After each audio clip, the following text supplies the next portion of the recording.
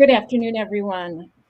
Welcome to the first day of our week of celebration and learning about the newly revised standards for professional learning. If you haven't yet, I hope you'll soon take a look at standards.learningforward.org to see the new standards and all the resources we have there to support their use. Today, the first day that standards are out, we're going to lean pretty heavily into the celebration side of things. And we're going to begin with Learning Forward's president and CEO, Denise Borders. We'll also hear from Stephanie Hirsch, our former executive director, to hear a little history. We're going to hear also from Jim Short of the Carnegie Corporation of New York. Anthony McKay of the National Center on Education and the Economy will join us. And finally, we'll be joined by Segun Eubanks, the president of the Learning Forward Board of Trustees. So on the slide, we have just a look at the week ahead. So today we call this the first look, the celebration. Tomorrow, and note that these are at the same time, same place, every day this week, 3 o'clock Eastern. Tomorrow we will go a little deeper on some topics and themes that run through standards for professional learning. So we'll look more closely at equity, at high quality instructional materials, at leadership, and we'll hear from some practitioners and some of our partners in this work. Wednesday, we'll hold a congressional briefing to talk about the role of standards in policy and to really make the case for their continued investment in professional learning. On Thursday, we're going to take a kind of a systems view, and we'll hear from educators in multiple roles about how the standards apply to them and their unique roles and responsibilities. And then on Friday, we'll take a deep exploration of the research behind standards. And I hope you'll be able to join for all 5, but if not, the recordings will be available on our website and come back and take a look at those anytime. So as we get started, I'll note that this live stream is available through a webpage on Learning Forward's website, through our YouTube channel, through Twitter, through Facebook. And I believe you see an option there. Whatever platform you're in, you can use the reply or comment function to engage with your fellow attendees and raise any questions. We've got other staff there to answer any questions. So I should have introduced myself. I'm Tracy Crow. I'm the Chief Strategy Officer for Learning Forward, and so proud to be a part of this work in revising standards and releasing them today. And I'm going to introduce now my colleague and our president and CEO, Denise Borders. She's also a member of our staff standards team. So Denise. Thank you so much, Tracy. And hello, everyone. I couldn't be more excited about launching the new standards today with a full week, as Tracy just said, of compelling events ahead. What I'm most proud about the new standards is really what they have to offer the field moving forward in supporting all educators at all levels at this crucial moment in time, given our current context in education and the formidable challenges facing our nation and the world. Our vision for the standards to make clear what high quality professional learning actually looks like systemically and how to implement the new standards in coherence at the system level to accelerate teaching and learning. After carefully crafted 2-year process of development, I want to share what I'm most excited about in the new standards. First is the commitment to an in-depth, current, standards-aligned evidence and research foundation underpinning the standards and driving the new standards. Also, the new additions to the standards, the curriculum, instruction, and assessment standard, highlighting the importance of content, using professional learning to strengthen and greatly improve the instructional core, what students need to learn, and importantly, adding the 3 new equity standards. Now, equity had always been threaded throughout the standards, but we're acknowledging that educators are in a very different place today, dealing with the layers of reckoning around equity. Educators need guidance on the most important actions to take and how best to move forward. And also, the decision to develop all of the new tools that will support the implementation of the new standards, releasing them simultaneously with the standards. This has never been possible before. The standards, the action guides for all major roles, and innovation configuration, IC maps, are all available now. all in our beautiful new standards website. I can't wait for you to see it. Please check it out. The updated standards assessment inventory will be coming soon. We really listened to our state affiliates, our membership, and clients as to what was most important to them. And that was how best to actually use and implement the standards systemically. You'll hear more about all of these important details and changes next. But now it is my pleasure to thank all of those who so assiduously gave of their time and resources to the development of the new standards, all of the research and the reporting, and the implementation tools. So thank you so much to the Carnegie Corporation of New York and Jim Short, the Hewlett Foundation, Kent McGuire, Amanda Lansplain, and Peter Rivera, the Schusterman Foundation, Judy Wurtzel, Heather Harding, Ebony Rose Thompson, the Standards Advisory Council, who have been with us throughout the entire 2-year process. You'll learn more about them. Our research partner, AIR, and our entire research team, phenomenal. The state and district teams, they were so diligent and dedicated in their reviews of the standards. And a special thank you to Stephanie Hirsch and Joellen Killian, who both served on the Standards Advisory Council and supported this process in so many immeasurable ways. Our Learning Forward affiliates, our foundation board, our Learning Forward membership, our senior consultants, and clients who participated in all of the surveys, the piloting, and the reviews of the standards. And our Learning Forward Standards team, who have worked exhaustively over the last 2 years. The Learning Forward Communications and Marketing team, and the entire staff of Learning Forward participated in the new standards professional learning sessions to develop their expertise to support state and district implementation of the standards. We couldn't be more thrilled. Thank all of you so much for all that you've given in this process. Tracy? Thank you, Denise. We have so many people who were partners on this journey, and we know we have standards champions for life. So we will always be grateful.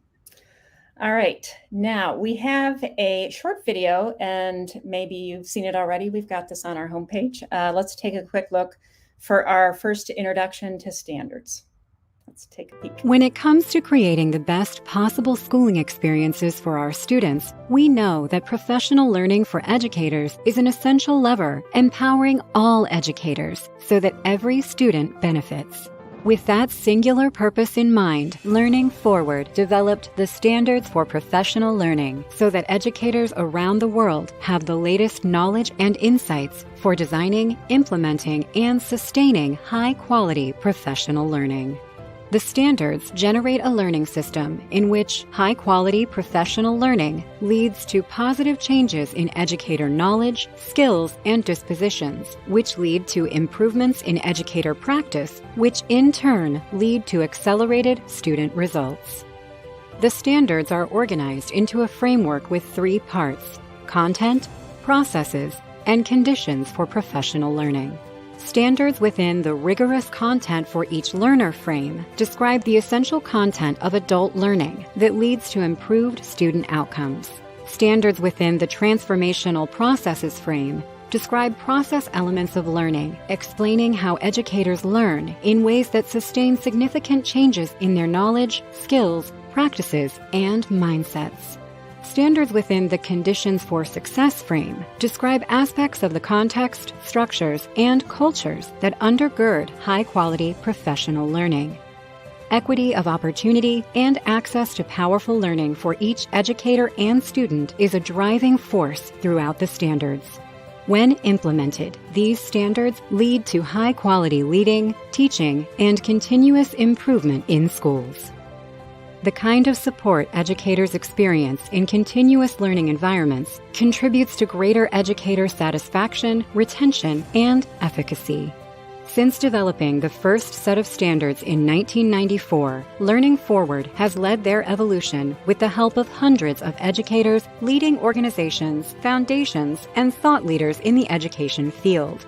This ensures that the standards for professional learning will continue to meet the needs of students and educators for generations to come, preparing them to respond to the demands of an ever-changing world. Educators who work in environments driven by comprehensive professional learning systems have both the privilege and responsibility of leading the learning profession. With high-quality learning at the heart of schools, every student experiences the best possible teaching and support for their continued success. Visit Learning Forward to learn more about how to bring the standards for professional learning to your school or system.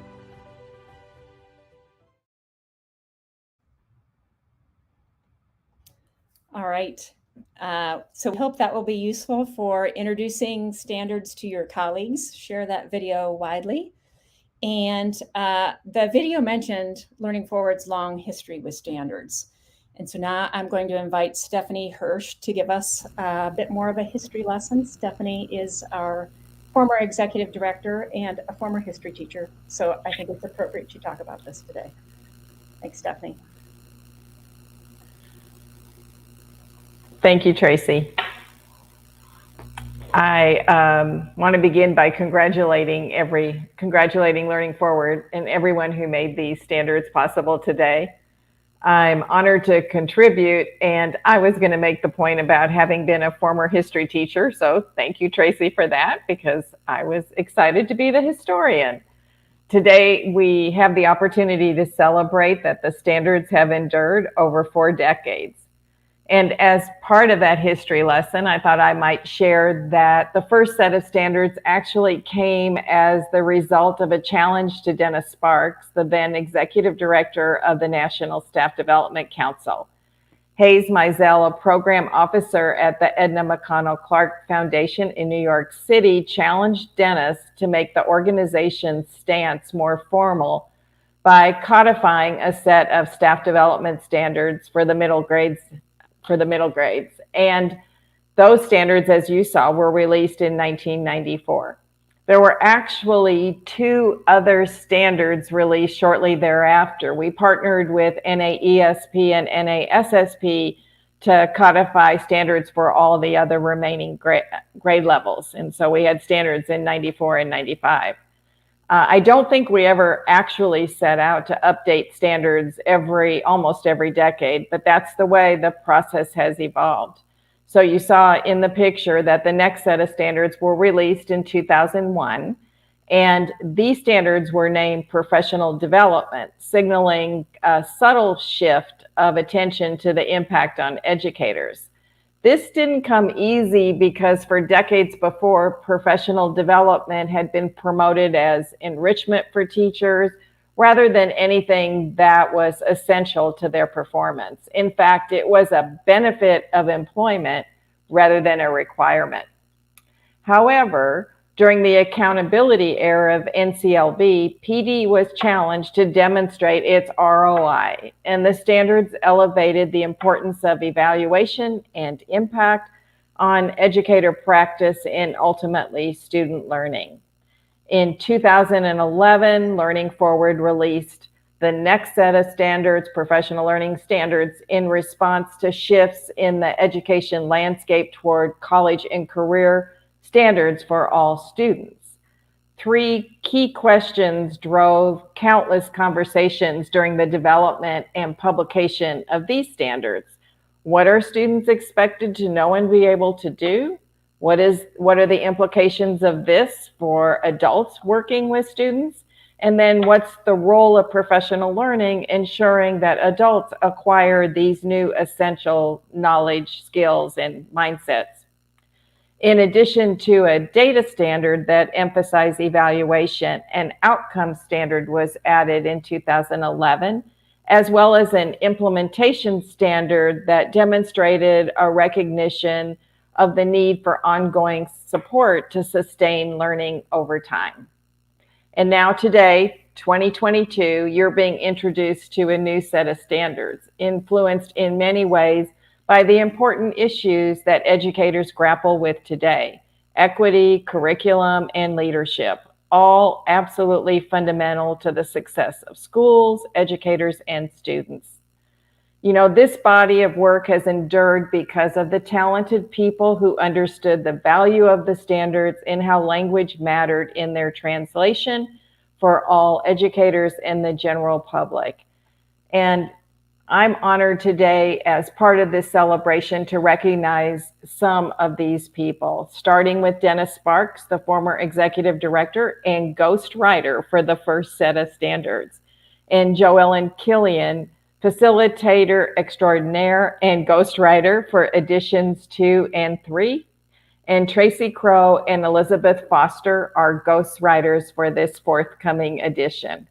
For all these writers, it was no small task to combine the intentions of the panel, the latest research findings, and the feedback from thousands of individuals who took time to give input. And rarely do we give these authors the credit for this contribution to the field. And again, I'm honored to do that today. Finally, when I think about what has endured over time, just the word standards is a highlight. While there were cases made for shifting to principles and other terminology, we stuck to standards in the unique way they had of combining the aspirational with the practical.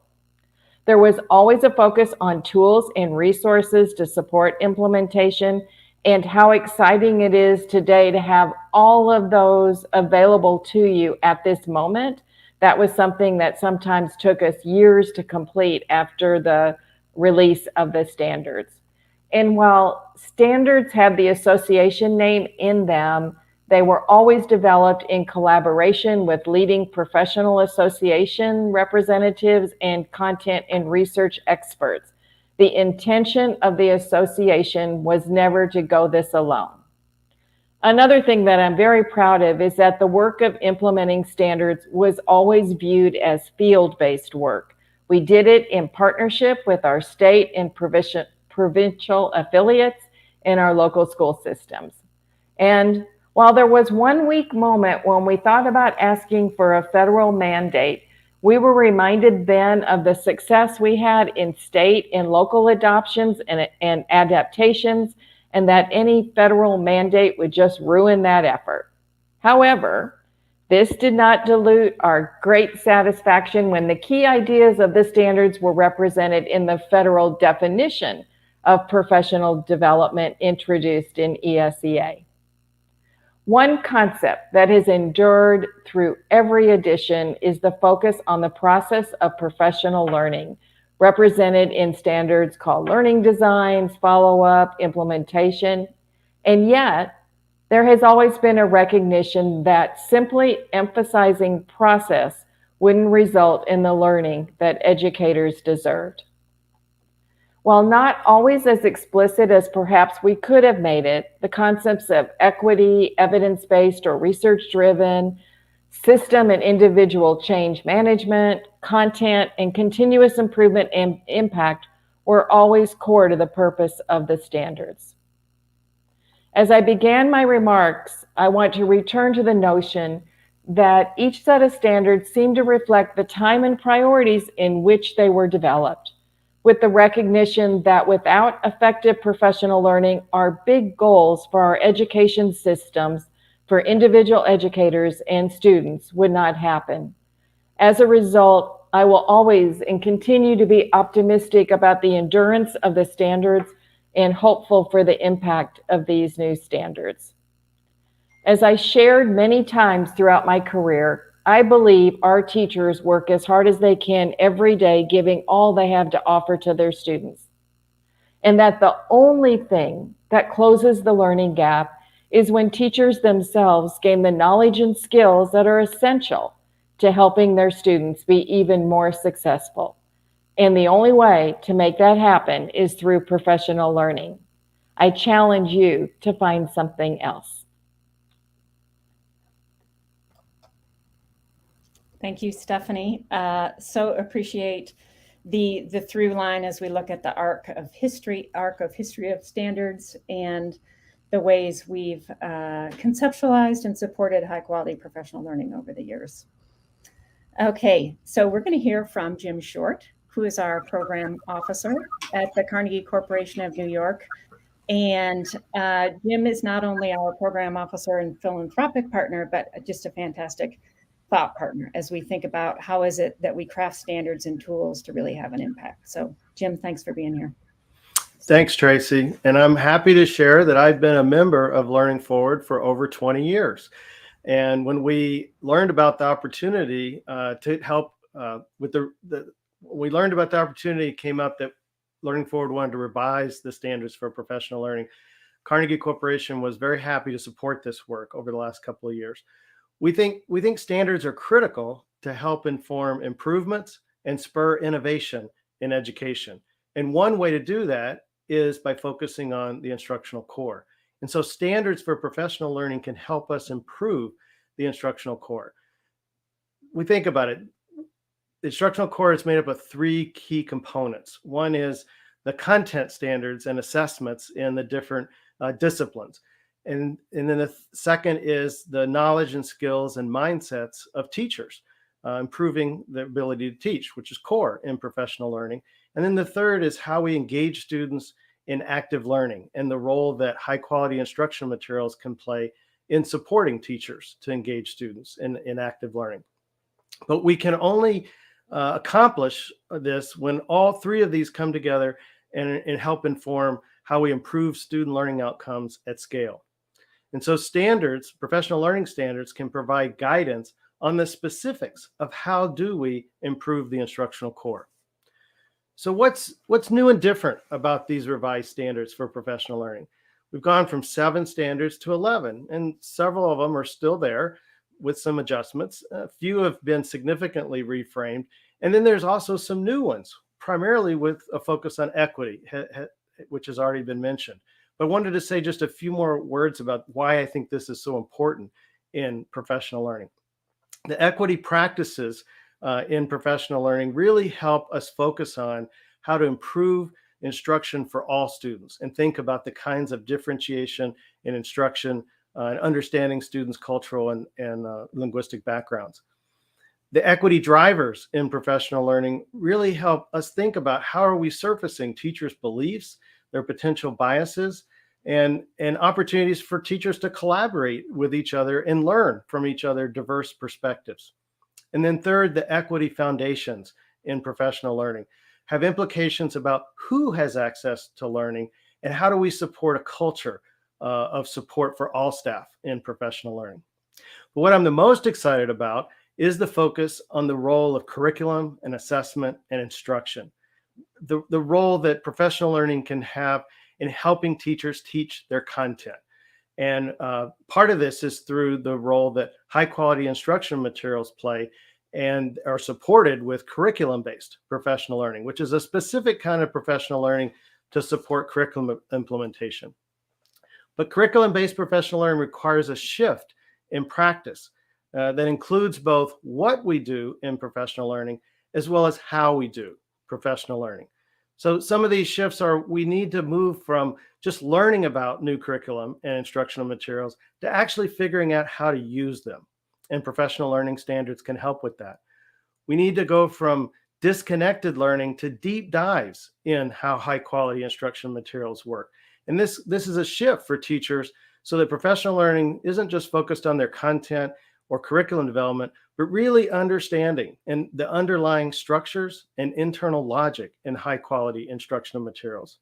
It's more about learning how to adapt and scaffold curriculum to meet the needs of kids but at the same time, maintain the integrity of the instructional materials.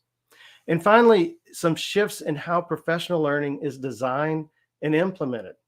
What does it look like when professional learning is anchored in the use of high quality instructional materials?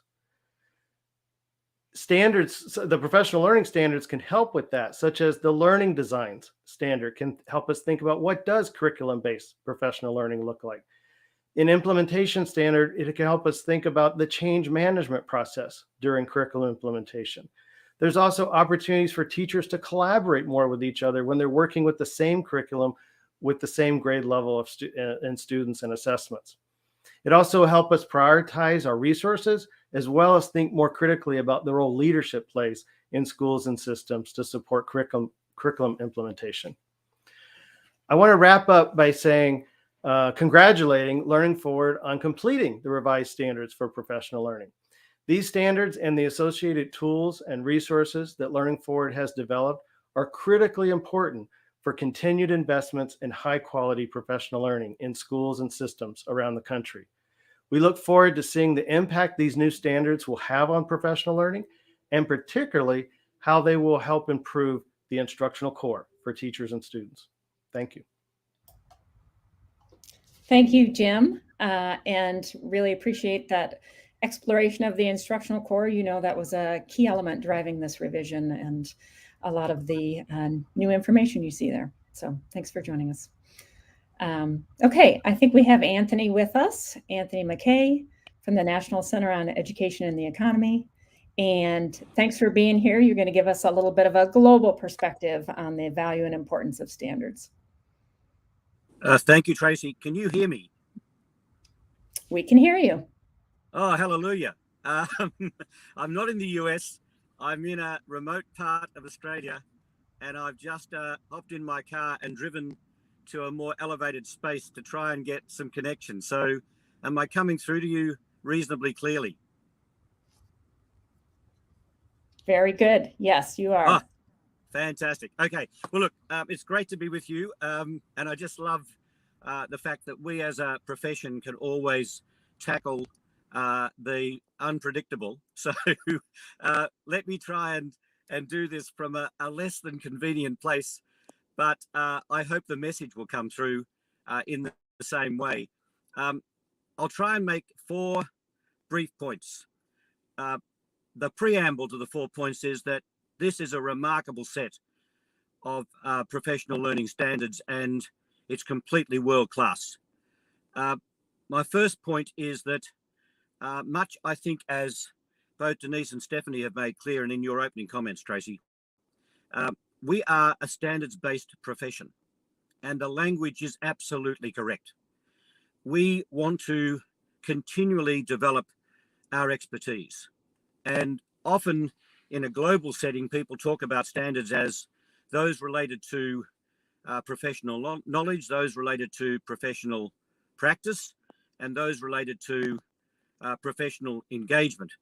Now, I'm saying that because I think that the global community appreciates that you can't activate standards around knowledge and practice, as Jim has just made clear, without constantly investing in your own professional learning. That is what's required. And of course, professional learning that then engages young people and their parents, the wider community, and other stakeholders. Forgive the trucks that are going past and making noise. My apologies. So the first point I just wanted to make was that at the heart of our profession, the heart of our learning profession, is the capacity for us to continually learn and develop expertise that is required in order to achieve the outcomes we want for all young people. That is the story we have locally. That's the story we have nationally. That's the story we have globally. So my second point is that this is exactly what this agenda is. It is absolutely a local agenda, because in the buildings and the places and the learning environments that we're in, we need to ensure that our profession is adequate, and I mean that in the fullest sense of the word, to the challenges that we have in promoting learning for all young people. We have had this conversation nationally, obviously, for many years, and I think that these standards bring back into sharp relief the fact that whilst our local learning places are important, we have state, federal, we have national environments in which we want the profession to be able to contribute to a very high performing system for learning of all young people. So it is essentially national as well as local, of course, but it's also global. Last year, the US hosted the 10th International Summit on the Teaching Profession in DC. Admittedly, it was mainly online, but we reminded ourselves of the distance we've traveled over this last decade, an end-to-end system of a profession-led system. And at the heart of that is a learning profession with the standards that are now fully refreshed, updated, and will be a driver for the kind of learning system that we want. This year, the International Summit on the Teaching Profession is being hosted just next month in Spain. We'll all gather again for the 11th time. We began in New York over 10 years ago when Secretary Duncan took the initiative. And if I think about the developments over that period of time, we are really seeing the power of standards driving the quality of education for all young people, and at the heart of that, professional learning standards. My third point is that this is about the system. And again, I think Stephanie and Denise made that clear. This is about a system that has purpose. We want the profession-led system to be focused upon all young people learning in ways that will ensure that they have pathways beyond the first stage of their schooling, for example, right through the K-12 years into post-secondary, the world of work, ongoing and continuous learning. And this is now learning that is not disconnected from well-being. Surely we've learnt that learning and well-being are one and the same thing. And surely we've learnt that cognitive, social, and emotional are all crucially interconnected. Teachers have always known this, but now I think in a kind of immediate post-COVID environment, this has been a lesson that's been so well learnt. And at the heart of that, we cannot have a high-performing system without an enlarged concept of equity. And that's what these standards make absolutely clear. So we have now got the opportunity, I think, to encourage all of us to think about a system of learning that meets the higher purpose that all young people will be graduating with the knowledge, the skills, the dispositions to be able to ensure that they meet both their individual and contribute to the collective well-being. That's what this learning system's about, and that's why we need professional learning standards of the kind that we're talking about. But I'll make the fourth point and last. This is not just about the local, the national, the global, a profession-led system. It's also about an ecosystem. We are in the business of transformation, not just incremental improvement. And the teaching profession is at the center of transforming, redesigning our learning systems in ways that will reach our purpose. The sense of standards that will have to constantly be encouraging adaptive expertise. That is, we need a profession that is able to take the leadership of what it will take now to transform not just the practices, but to transform the structures and to take on the ideologies and the values and the cultures that at this moment are still inhibiting our capacity to redesign our systems of learning to meet our purpose. And at the heart of that will be a profession that has the constant capacity to learn, but not just for themselves, to work in partnership with young people. You can't have young people's learner agency without teacher agency. And you certainly can't build a local learning system, let alone a global one for sustainability, without partnerships that are absolutely crucial to the way in which we go about our learning system. That's why we need all of the stakeholders coming together, but we need a learning profession and allied professionals to work together in ways that actually these standards make clear. And the hope, and I really do believe this, the hope is that these standards promise that they are futures thinking oriented, and that means we're going to have a futures ready profession to be able to produce the learning system that, to be absolutely clear, is not a nice to have. It's the essential for our own sustainability, for our own human evolution. I know I'm putting this higher than perhaps at times we do, but I feel like that's what we need at the moment, that hope and that promise, and that's what these standards provide. So it's been fantastic to be part of this journey, and I know we're going to continue together because it is actually a journey. Thanks, Tracy. Thank you, Anthony. Thank you for the passion and for the way you see standards driving us toward what we really aspire to for all of our learners. And thank you very much for your creativity and finding a spot where you could join us. We certainly appreciate that. And just the global perspective is so helpful. So we'll talk to you soon. Thanks for being our partner. Partnership is so critical. Thank you. Okay. So wonderful to have Tony with us. And I think I'm gonna take a little trip around the standards website and introduce you to some of the concepts. So I'm just gonna mention briefly, Anthony and Stephanie are members of our Standards Advisory Council. Denise mentioned them as she made her remarks. And just on the 3 slides in front of you, we can go to the next one, just to get a sense of the organizations and thought leaders representing their perspectives as we came together to develop standards over the course of the last 2 years. And this process, engaging with so many perspectives and partners to get a diversity of voices in the room, has endured throughout the history of standards, and certainly one we're very proud of. And we know they bring so much strength to the standards that we develop together. Okay, so on the next slide, loved hearing Tony talk about standards as a system. You've seen this graphic if you've visited the website for standards. It was in the video. And as the video mentioned, the standards live in a framework with 3 categories, with the content there in the orange slice of the pie, transformational processes in the green slice, and then conditions for success in the blue.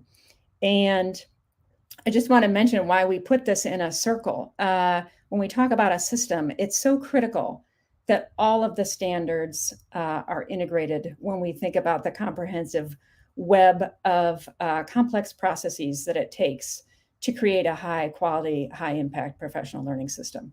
So we love that they touch at the center. And also we have them in a circle. We recognize that educators may enter these standards from multiple perspectives. So for example, an instructional coach may be interested in strengthening how they support their colleagues through better use of feedback or through sustained support and coaching and co-teaching. So they enter in the implementation standard.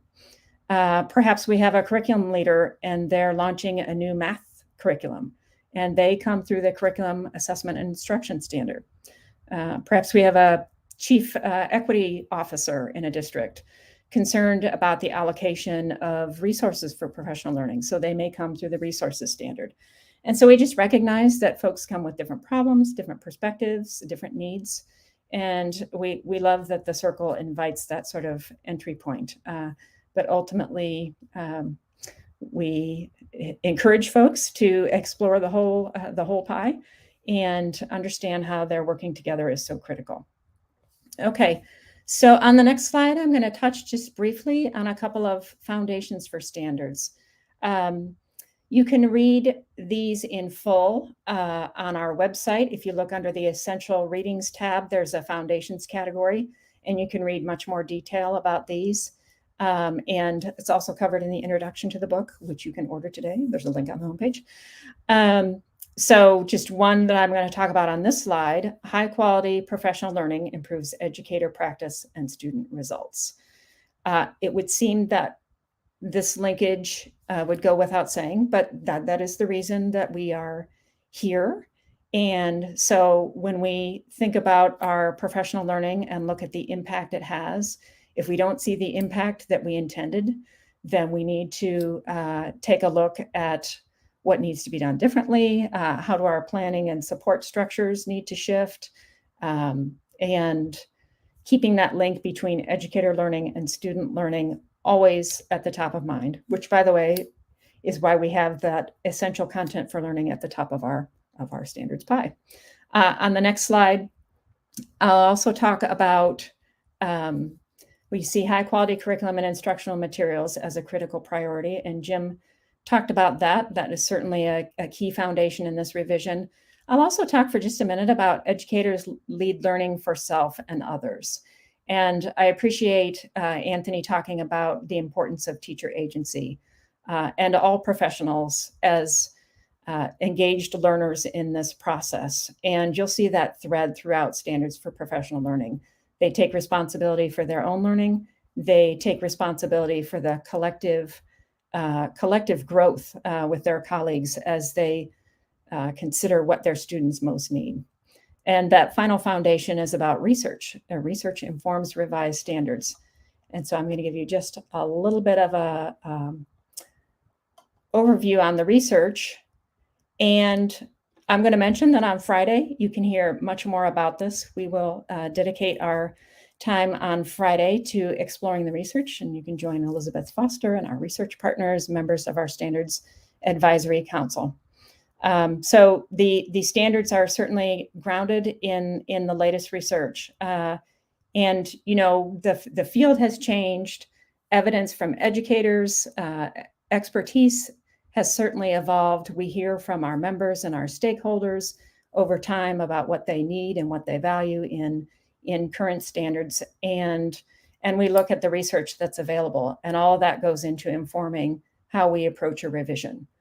As we began this process, we enlisted the expertise of the American Institutes for Research, and AIR served as our research partner.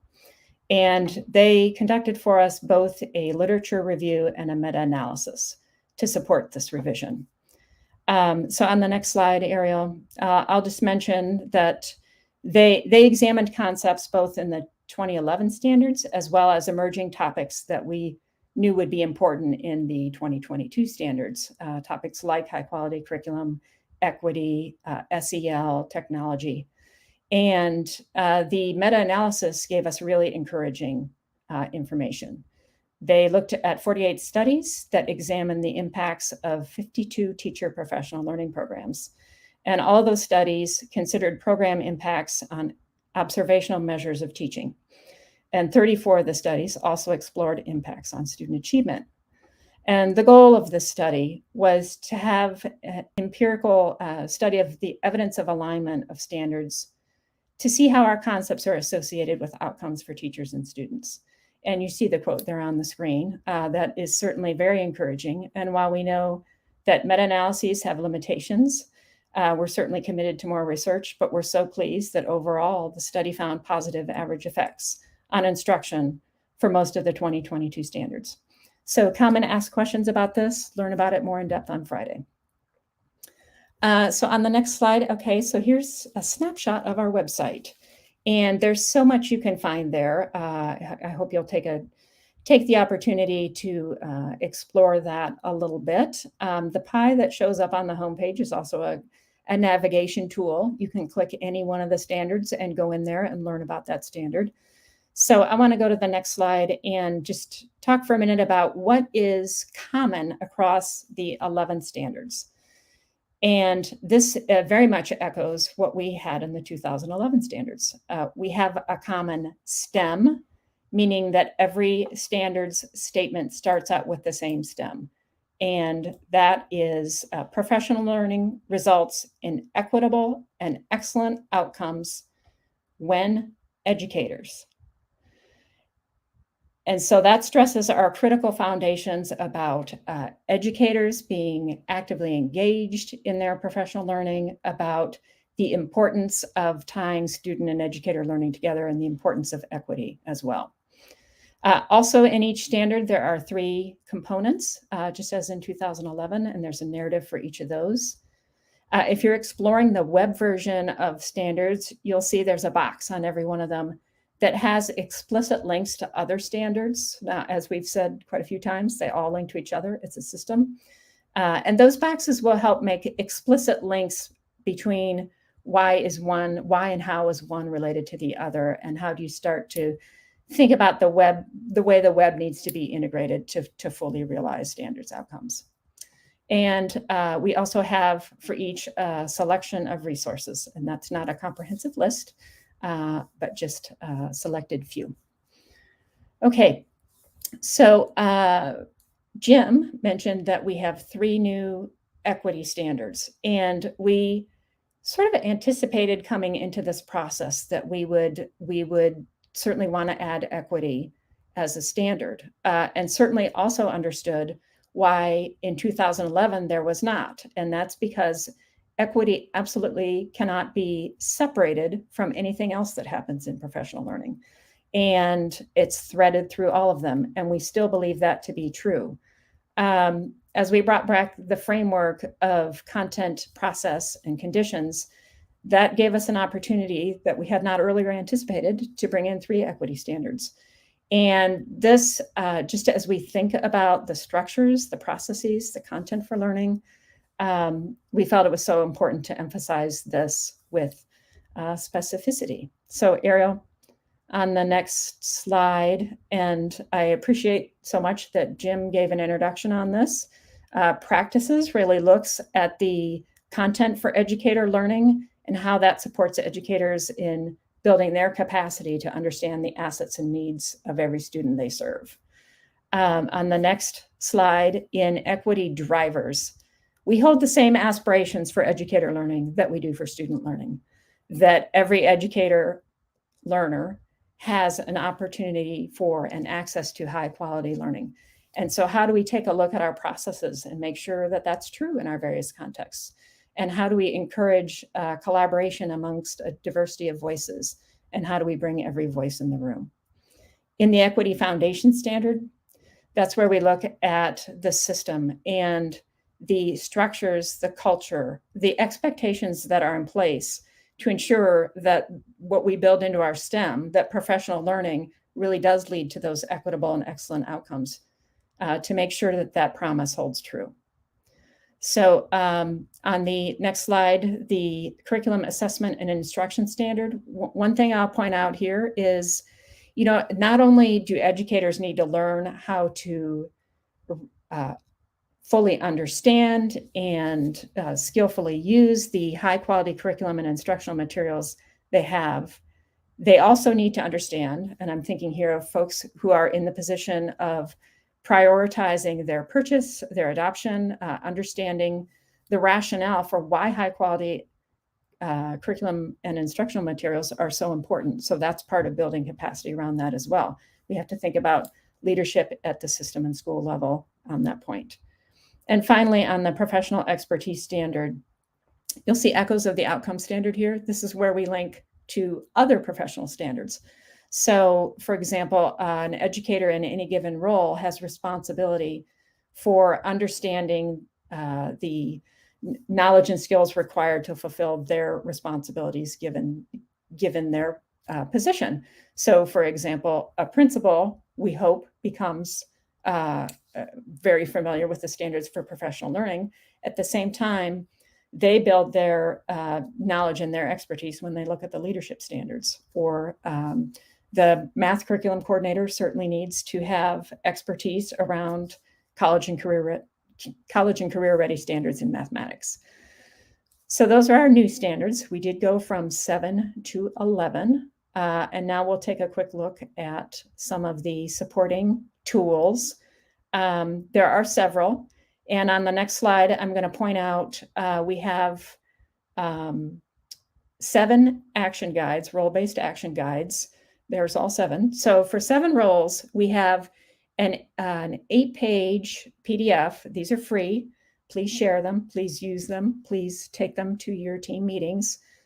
We have them for teacher, principal, coach, superintendent, external partner, state commissioner, and System Central Office. And these offer a high-level overview of educators in those roles, their responsibilities in understanding, supporting, planning for, implementing standards-based professional learning. They also include a selection of questions for educators to respond to as they consider what are our first steps as we look to implement standards in our context. So we intend for these to be tools that support learning and collaboration and rich discussion around standards. So please take a look at those. For 4 of those roles on the next page, for System Central Office, for instructional coach, for principal, and for external partner, we have innovation configuration maps. And you can also see these on the website. I'm sure many of you are familiar with the innovation configuration maps if you have used Learning Forward standards in the past. And these are fantastic tools for learning, for monitoring implementation of professional learning, and they spell out with great specificity the behaviors that educators in various roles undertake in implementing an innovation, in this case, the standards for professional learning. So on the next slide, this is just a look at how it looks on our website. You'll go in through the Action Guides tab and then click to a role, and you'll see you drill down until you get to the point where you have all this rich information contained in the innovation configuration maps. These maps describe a progression of behaviors from ideal at the left side, and then you'll see 4 levels, that progression, levels 2, 3, and sometimes 4. And so just an excellent way to support learning and development along those lines. Okay, so I'm going to mention one more tool. We are in partnership with WestEd to develop an exciting simulation based on some work that they've done for many years around simulation-based learning, really engaging educators in an experience to see what is it like to take this standards journey. So we can't wait to tell you more about that. You could come to our conference in Nashville and hear about that too. Okay, so we have on our website some suggested first steps for your learning. And it's now my pleasure to introduce Segun Eubanks, our Learning Forward president of our board of trustees. So thanks, Segun. Thank you so much, Tracy. Thank you so much for your incredible leadership in the work of these standards. And thank you for your years of committed and dedicated service to professional learning and to Learning Forward. Thanks, Segun. Thank you, Denise Borders, for your leadership and the tremendous staff of Learning Forward. Thank you most specifically to our funders and partners who've made this incredible work possible. I'm proud to represent the Learning Forward Board of Trustees to give some closing thoughts and remarks about what you've heard today. You've heard a great summary of the history of our professional learning standards and how they developed over time, quite a bit about what's different and what's important and why these professional standards are relevant, most importantly, to student learning, to equity, and to our profession. So my job is simply to offer a bit of a call to action, knowing and understanding that our work now transfers from the incredible work done by our Learning Forward team and all of our partners to our leaders and colleagues in the field, in policy at the state, local, and national level, and most important in districts and in school buildings across the country. So I have been a friend and colleague and partner of Learning Forward for many years before I joined. I was lucky enough to join the Board of Trustees. Many of those years in my work as the Director of Teacher Quality at the National Education Association, and now in my work at the University of Maryland, College Park.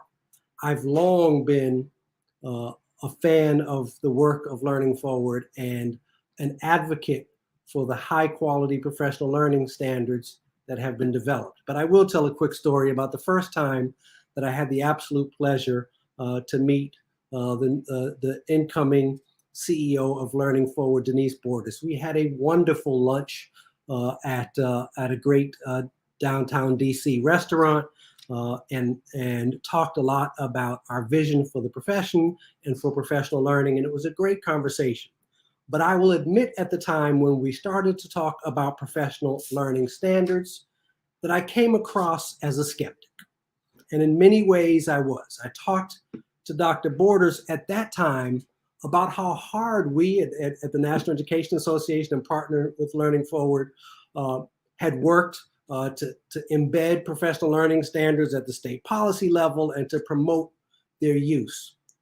But I lamented that other standards had better systems in place to embed those standards into the daily lives of the profession. They had both the carrot and the stick, so to speak. Standards that required people to go through certain things to get their license and to be evaluated and to have program accreditation. And that the learning forward, the professional learning standards weren't embedded in the system in the same way. I worried, and I worried at that time that we'd work really hard to develop a new and ambitious set of standards, and we have. But I worried then that those standards might end up, after a brief splash and a couple of policy initiatives, more on the shelves than in the lives of our educators. Now, I'm so thankful for the hard work of Learning Forward, because they've cured one of my big standards, one of my big worries. And Tracy just talked about the wonderful set of tools that are available to you right now, along with those standards, the action guides, the innovative configuration maps, all that is necessary for our leaders to take the work that we've done with these standards and implement them in ways that will impact the lives of educators, and most importantly, the students they serve. But even with that, we know that it takes your leadership to make these standards real. We know that everywhere from inside every school building to central offices to state departments and to our colleagues in Congress, that and at the federal level, that we need to embed these standards into the daily lives of our educators and into the practice that they're engaged in each and every day. They cannot be things that sit on the shelf and that we talk about vaguely. And we know now that we have the tools to make that possible. And we really know that it takes commitment from you wherever you sit in the system to make this happen. So we're really hoping that to return to you in the coming months and years, and to hear more from you about the changes you've made as a result of these standards, the improvements, the decisions, and the new practices. And when you need more from Learning Forward, we expect and hope that you will ask. I hope that what you have seen here is a tremendously hardworking and dedicated team that is ready to work with you and to answer your questions and to help make these standards what they need to be in helping to enhance and improve the lives of our educators and their students. So with that, Tracy, I will hand it back to you and say thank you very much. Thank you, Segun. We could not ask for a better closing message today. Really, where the rubber hits the road is what educators do with these standards. And we're here to support you. We're here to push you. And Segun will be coming by every 6 months and saying, what have you done? What have you done? I know you're passionate about this. So thanks so much for being with us. And that's our celebration today. You saw the wonderful schedule of events for the rest of the week. I hope you'll return and check into our next several sessions. We'll look at this from many different angles, and bring your friends, bring your colleagues. And thanks so much for joining us today. Please check out our website, and we'll see you at the next event.